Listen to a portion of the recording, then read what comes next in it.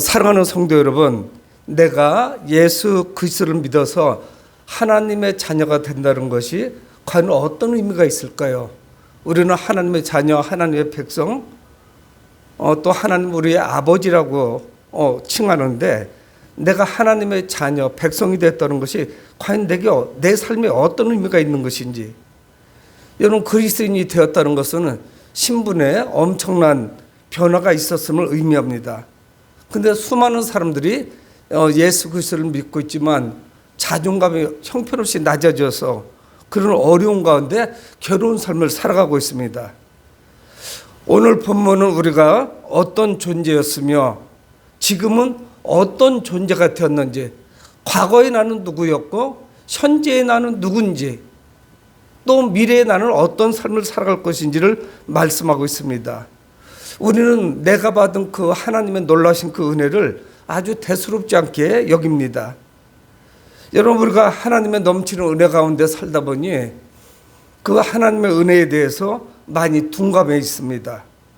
우리는 예수 그리스도께서 이루신 일을 깨닫게 될 때 진정 우리 삶이 뒤바뀌게 될 것이고 복된 삶이 될 겁니다.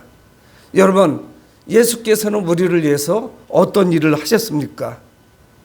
우리가 예수 그리스도 안에서 누리는 그 하나님의 은혜, 이것은 감당할 수가 없습니다. 근데 우리는 종종 하나님의 놀라신 그 은혜를 망각하고 잃어버리고 살아갑니다. 예수 그리스도께서 하나님 안에서 우리에게 행하신 일이 과연 무엇인지를 오늘 성경은 말씀하고 있습니다. 인류의 시작, 창조의 시작은 혼란한 상태가 아니었습니다.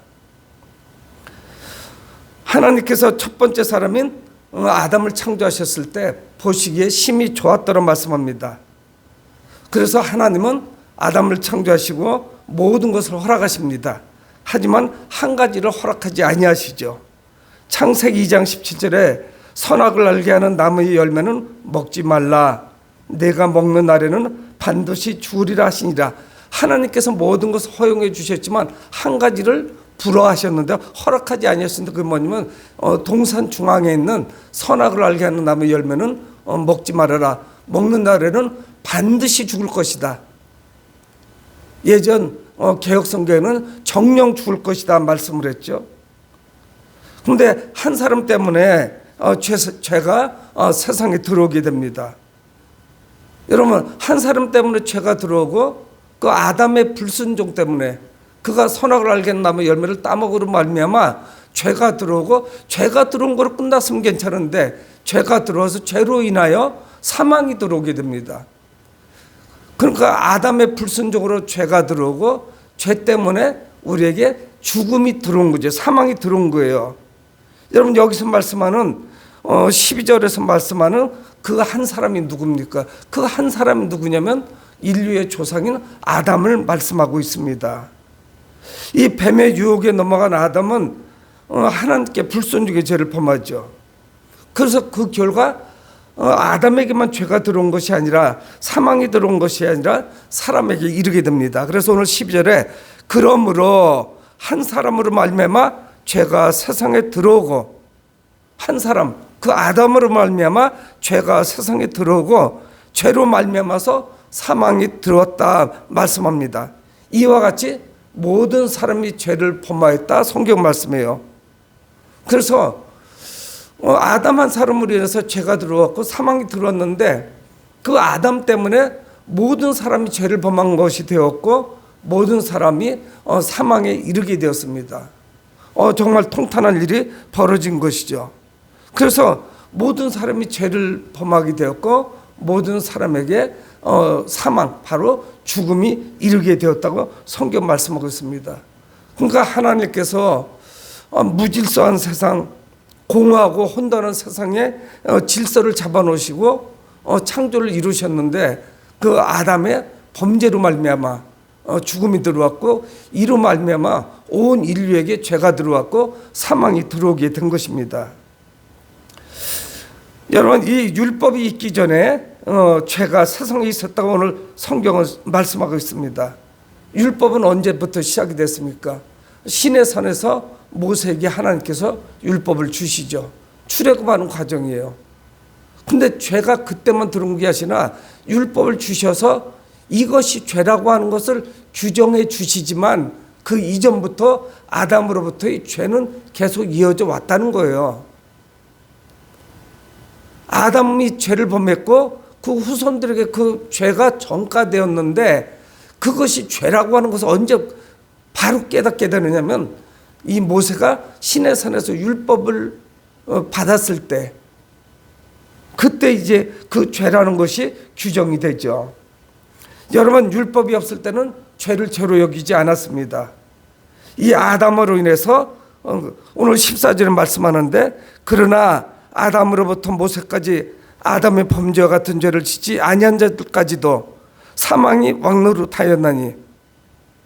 그러니까 모세가 율법을 받았는데 율법을 통해서 이게 죄인지 죄가 아닌지를 규정하고 그거에 따라서 사람은 살아갈 수가 있습니다. 그런데 아담으로부터 모세까지 아담의 범죄 같은 죄를 짓지 아니한 자들까지도 죄인이라는 거예요. 그러니까 뭐냐, 선악을 알게 하는 나무 열매를 따먹은 아담은 불순종했기 때문에 죄인이지만 우리는 그런 죄를 범하지 아니했음에도 불구하고 그 아담이 범한 죄가 우리에게 유전되어 내려온다는 거예요. 이어진다는 거예요. 그래서 그것이 모세가 받은 율법에 규정되기 이전부터도 이미 죄라는 거예요. 우리는 그런 현장을 어디에서 보느냐면은 그 아담의 아들들인 가인과 아벨을 통해서도 알 수 있습니다. 여러분, 어떤 죄가 있었나요? 그 에덴 동산에서 선악을 알게 하는 나무 열매를 따먹고 불순종하여 죄가 들어오고 그들이 에덴 동산에서 추방당하고 나니까 바로 그의 아들들 간에 혈육 간에 피를 부르는 그런 살육이 벌어집니다. 우리가 잘 알고 있다시피 가인이 동생 아벨을 쳐 죽이죠. 여러분, 이게 엄청난 죄 아니겠어요? 이미 그 아버지가 지은 죄가 그 아들들에게도 이어져서 그 형이 동생을 쳐 죽이는 그런 범죄를 행하게 됩니다.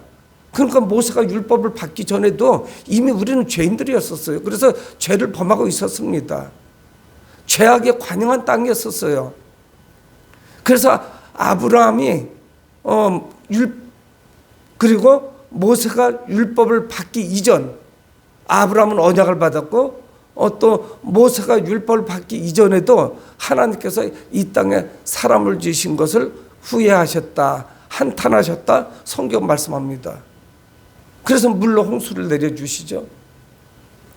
그러니까 이 죄의 역사가 그저 우리 세대에 지어진 이런 것이 아니죠. 우리는 그러니까 이것을 원죄라고 합니다. 자범죄라고 해서 스스로 짓는 죄가 있는가 하면은 아담으로부터 우리에게 전가되어 내려온 죄가 있다는 거예요. 이어져 내려왔어요. 유전적으로 우리 피 속에 죄인의 피가 흐르고 있다는 사실이에요. 그래서 모세에게 율법이 주어지기 전에 이스라엘 백성들이 출애굽하는 과정에 시내산에 올라가서 율법을 받기 이전에 죄가 이 땅에 만연했습니다. 그래서 죄와 사망이 인류를 지배하죠. 그러니까 우리는 태어나서부터 죽을 운명을 가지고 있습니다. 여러분, 우리는 스스로 나 자신이 선악을 알게 하는 나무 열매를 따먹지 않았어요. 저는 에덴 동산이 어디 있는지도 모르고 그 근처에 가지도 않았습니다. 선악을 알게 하는 나무 열매를 쳐다보지도 않았습니다. 하지만 우리 조상인 아담과 하와가 선악을 알게 하는 나무 열매를 따먹고 그들에게 죄가 들어온 거죠. 여러분, 우리 조상인 아담의 죄는 우리에게 그대로 전가되었습니다. 이어져서 내려와요. 아담 할아버지가 죄인이었고 그의 후손들이 죄인이었고 그 죄가 나에게도 전가돼서 나도 죄인이고 우리 아들도 죄인이고 저의 후손들도 죄인입니다. 그래서 이 죽음이 인류의 가장 큰 원수가 되었다는 사실입니다. 그러니까 지금은 누구도 그 죽음을 벗어날 수가 없습니다. 여러분, 죽음은 어떻습니까? 온 인류에게 가장 두려운 존재죠. 모든 사람이 가장 두려워하는 것이 뭐냐? 죽음이에요. 여러분, 이 죽음은 돈으로도 해결할 수 없습니다. 성경은 우리에게 말씀하고 있거든요. 에덴 동산에서 추방될 때 그가 죽은 거 아니었어요. 근데 영적으로 죽은 거예요. 에덴 동산에서 추방당합니다. 그러고 나서 이제 그 아담의 족보가 쭉 나오는데 낳고 죽었다. 낳고 죽었다. 몇 살에 아들을 낳고 죽었다. 누구를 낳고 죽었다. 육적으로 죽는 거예요. 계속 죽었다는 이야기가 나와요. 족보에. 그러니까 영적으로도 죽었고 육적으로도 죽은 거예요. 이게 얼마나 두려운지 모릅니다. 그런데 14절에 말씀하기를 이 아담은 오실자의 모형이라는 거예요. 여러분 어떤 거에 모형이 있죠? 아파트 모델하우스에 가면은 그 아파트 단지에 모형이 있습니다. 모형은 어때? 불완전해요. 실제가 아닙니다. 근데 그게 축소해 놓은 것이지만 실제 이것이 건축이 되고 나면 이런 모습일 건데 그거를 모형으로 만들어 놓은 거죠. 여러분 아담이 모형이라면 실제가 있을 거 아니에요. 실제는 완벽하겠죠.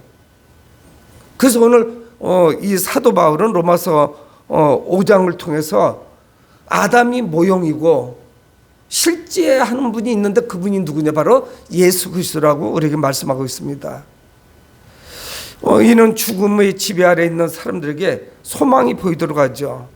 아담 한 사람 때문에 죄가 들어왔고 사망에 이르게 되었다면 우리에게 어떤 소망이 있어야 되지 않겠어요? 아담 때문에 죽었다면 누군가 때문에 우리도 살아나야 되지 않겠습니까?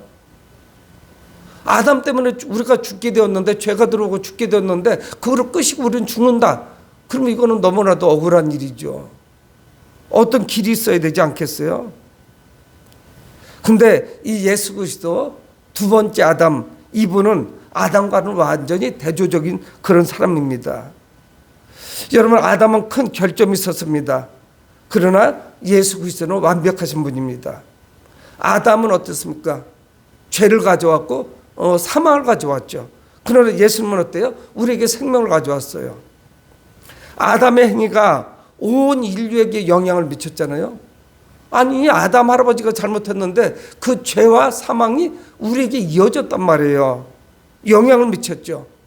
그런데 두 번째 아담인 예수 그리스도, 아담이 모형이라면 실제하는 분, 실존하시는 분, 그분 예수 그리스도도 온 인류에게 영향을 미쳐야 마땅한 거 아니겠어요? 아담을 통해서 나쁜 것은 영향을 받고 우리가 어떻게 헤어날 길은 전혀 없으면 안 되죠. 예수님은 우리에게 하나님과 함께 누릴 수 있는 그 평화와 생명을 주십니다. 그래서 오늘 사도 바울은 로마서 5장을 통해서 첫 번째 아담과 두 번째 아담이신 하나님의 아들 예수 그리스도를 아주 극적으로 대조를 하는 거예요. 아담은 우리에게 죽음을 선물했지만 예수 그리스도는 우리에게 생명을 주시는 겁니다. 아담을 통해서는 죄와 죽음이 주어졌습니다. 하지만 예수 그리스도를 통해서는 죄 사함과 생명이 주어지게 되었죠. 그래서 오늘 15절에 그러나 이 은사는 그 범죄와 같지 아니하니 곧 한 사람의 범죄를 인하여 많은 사람이 죽었은즉 더욱 하나님의 은혜와 또한 한 사람 예수 그리스도의 은혜로 말미암은 선물을 많은 사람에게 넘쳤느니라.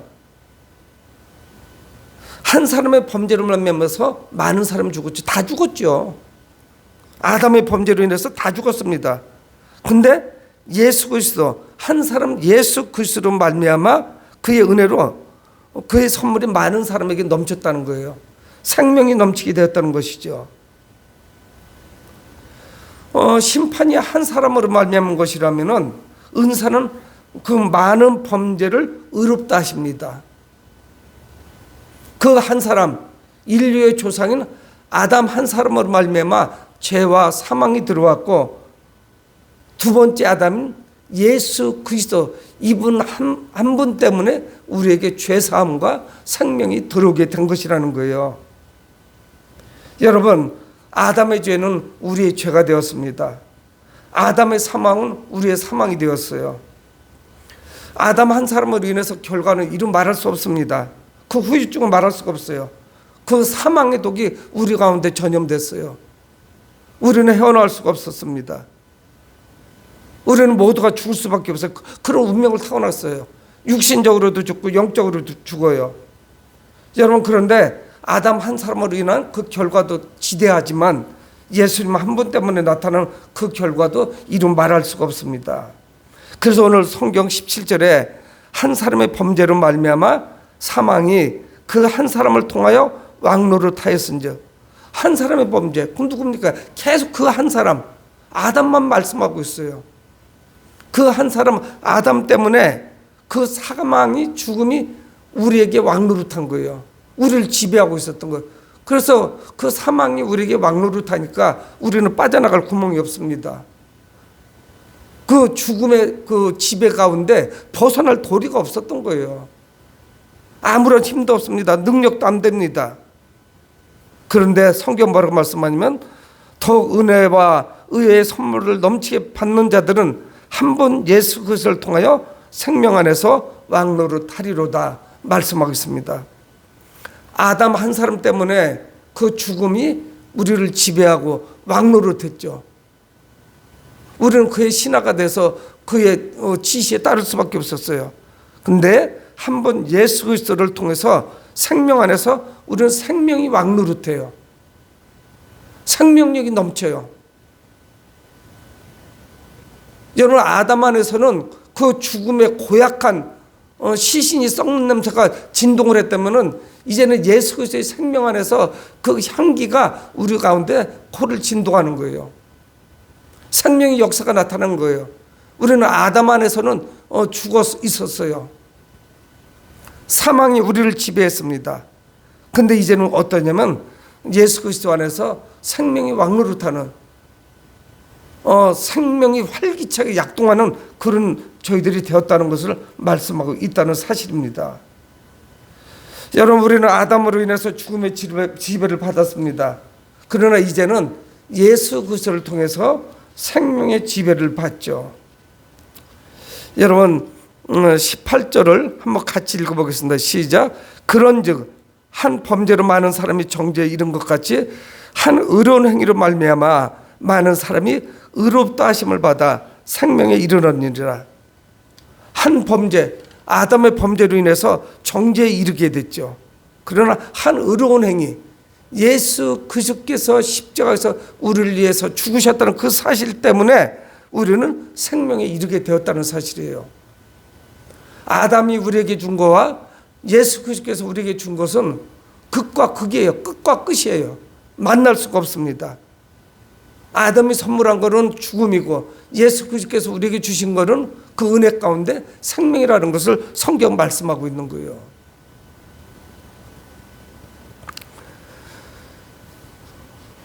아담의 불순종과 예수 그리스도의 그 순종은 전적으로 대비가 되고 있습니다.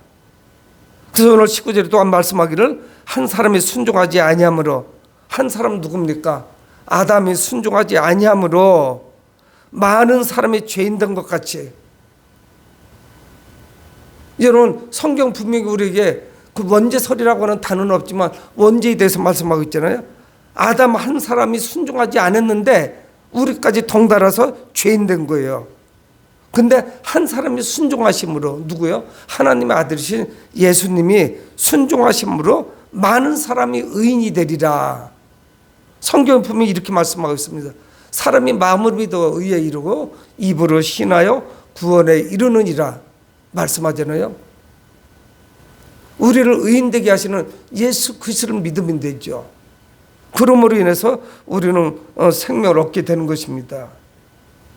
여러분, 죄인과 의인이라는 극과 극의 결과, 우리는 이걸 바라봐야 돼. 내가 어떠한 존재라는 것을 깨달아야 됩니다. 여러분, 자존감이 무척 낮은 분들이 있습니다. 우리는 어떤 사람들이냐? 아담의 후손으로 죽음이 우리에게 왕로로 됐지만 순종하신 예수 그리스도로 말미암아 이제는 생명이 왕노릇한다는 거예요. 우리 삶에 생명력이 넘치는 거예요. 하나님의 은혜가 풍성하다는 사실이에요. 그래서 오늘 사도 바울은 율법과 범죄의 관계를 말씀하고 있습니다. 하나님은 율법을 주시죠. 그래서 그 율법을 통해서 죄의 기준을 규정해 주세요. 이것이 죄구나, 이것은 죄가 아니구나 하는 것을 우리는 깨닫게 되죠. 알게 돼요. 그러나 죽음에 이른 죄의 결과도 하나님의 베푸시는 그 죄사함의 은혜를 이길 수가 없습니다. 아무리 큰 죄도 하나님의 은혜 그 하나면은 모든 것이 소멸돼요. 하나님의 은혜는 그 어떤 죄도 모두 의롭다 하실 수가 있습니다. 그 하나님 베푸시는 그 은혜. 여러분, 그래서 20절에 말씀하기를 율법이 들어온 것은 범죄를 더하게 하려 함이라. 그러나 죄가 더한 곳에 은혜가 더욱 넘쳤나니 성경 말씀합니다. 죄가 강력할수록 하나님의 은혜는 더욱더 강력해요. 하나님의 은혜 가운데 그 죄는 자리 잡을 수가 없습니다. 우리가 얼마나 큰 죄를 지었든지 하나님의 은혜는 그보다 훨씬 크다는 사실이에요. 그래서 21절 이는 죄가 사망 안에서 왕노릇한 것 같이 은혜도 또한 의로 말미암아 왕노릇하여. 죄가 사망 안에서 왕노릇했죠. 사도 바울은 다시금 반복해서 말씀하고 있습니다. 은혜도 또한 의로 말미암아 왕노릇합니다. 하나님의 은혜, 생명이 우리 가운데 왕노릇한다는 사실이에요. 여러분, 그래서 우리는 뭡니까? 하나님의 은혜로 말미암아 예수 그리스도로 인해서 우리에게 영생이 이르게 되었다는 사실이에요. 하나님의 은혜로 예수 그리스도로 인해서 우리는 영생에 들어가게 된다는 거예요. 생명을 얻게 된다는 사실이에요. 여러분, 그래서 성경은 구원의 은혜가 전적으로 하나님의 주권이었다는 것을 말씀하고 있습니다. 이 하나님의 은혜는 모든 죄를 덮고도 남는다는 사실이에요. 우리는 죄책감에 사로잡혔습니다. 그래서 그것이 우울증이 되기도 하죠. 그 죄책감 때문에 잠을 못 잡니다. 그리고 자신을 비하하죠. 여러분, 성경 그렇게 말씀하시지 않아요. 하나님의 은혜가 우리에게 임했고 예수 그리스도를 통해요 우리는 생명을 얻게 되었다는 사실이에요. 우리는 그 썩은 냄새가 진동하는 그 사망이 우리에게 왕노릇하지 못합니다. 하나님의 은혜가 얼마나 큰지, 예수 그리스도께서 십자가에서 흘리신 그 피가 얼마나 강력한지, 모든 죄를 도말하고도 남는다는 사실이에요. 모든 죄를 씻을 수 있다는 거예요. 예수님께서 십자가에서 흘리신 그 피 한 방울이 그런 보혈의 능력이 있다는 거예요. 우리는 자존감을 가지고 한 해를 살아가야 됩니다. 예수님만 자신의 피로 살린 우리와 세상 끝날까지 함께 하시겠다고 말씀합니다. 자, 그래서 21절 이는 죄가 사망 안에서 왕노릇한 것 같이 은혜도 또한 의로 말미암아 왕노릇하여 우리 주 예수 그리스도로 말미암아 영생에 이르게 하려 함이라. 의로 말미암아 왕노릇하고 우리 주 예수 그리스도로 말미암아 영생에 이르게 된다는 거예요. 영생이 뭡니까? 영원한 생명이라는 것이죠. 우리와 늘 함께 하신다는 거예요. 마태복음 28장 20절에서 말씀하시는 것이 볼지어다 내가 세상 끝날까지 너희와 항상 함께 할 것이라 말씀하거든요. 세상 끝날까지 너희와 항상 함께 할 것이다. 우리를 영생으로 인도해 주십니다. 사랑하는 성도 여러분, 아담은 우리의 조상 첫 번째 사람 아담은 죄를 시작했습니다. 두 번째 아담이신 하나님의 아들 예수 그리스도는 구원을 시작하셨습니다. 우리 인생은 예수 그리스도 안에서 극적인 반전을 맞았어요. 완전히 바뀌어졌습니다. 그래서 아담으로 인해서 겪어야 했던 이 죄와 사망은 사라지고 죄사함과 생명의 삶을 살게 된 것이에요. 우리는 신분이 이제 바뀌었어요. 거듭났다고도 이야기합니다. 새로운 피조물이 됐어요. 예수님은 십자가로 우리의 죄와 사망의 결박을 끊으셨어요.